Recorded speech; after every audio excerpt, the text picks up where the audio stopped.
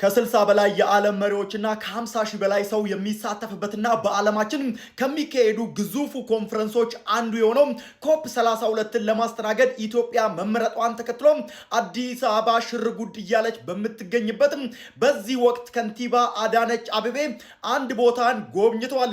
የአዲስ አበባ ከተማ አስተዳደር ከንቲባ አዳነች አቤቤ ያሰብነውን ያሳካ ስታንዳርዱን ያሟላ ነው በሚል የጎበኙትና የመሰከሩለት ደግሞ ፊሶን ሪል ስቴት ሲሆን በዚህ ወቅትም ታዲያ የቤት አቅርቦትን ለመጨመር በግሉ ዘርፍ የሚደረጉ ጥረቶችን ማበረታታት አስፈላጊ ነው ሲሉ ገልጸዋል። ከንቲባ አዳነች አቤቤ ፊሶን ሪል ስቴት እየገነባቸው ያሉትን 1000 ቤቶችን ተዘዋውረን ተመልክተናል ያሉ ሲሆን ያሉት ቤቶች የከተማችንን ደረጃ ለማሻሻል የምንተገብረውንም የግንባታ ስታንዳርድ የሚያሟሉ ጥራታቸውን የጠበቁ መሆናቸውን በጉብኝታችን አይተናል ሲሉም ገልጸዋል።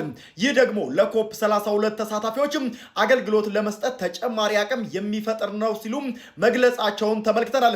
ለጉባኤው ወደ ሀገራችን የሚመጡ እንግዶቻችንን በትብብር ለማስተናገድና ለጉባኤው ውጤታማነት በጋራ እንስራ፣ ከወዲሁ እንዘጋጅ በማለትም የአዲስ አበባ ከተማ አስተዳደር ከንቲባ አዳነች አቤቤ መልእክትንም አስተላልፈዋል።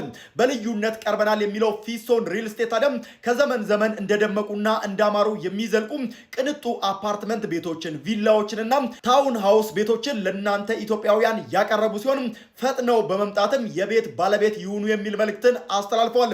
ለተጨማሪ መረጃም ታዲያ እዚህ ጋር የማስቀምጠውን ስልክ ቁጥር በመጠቀም ይደውሉ። መልካም ቀን።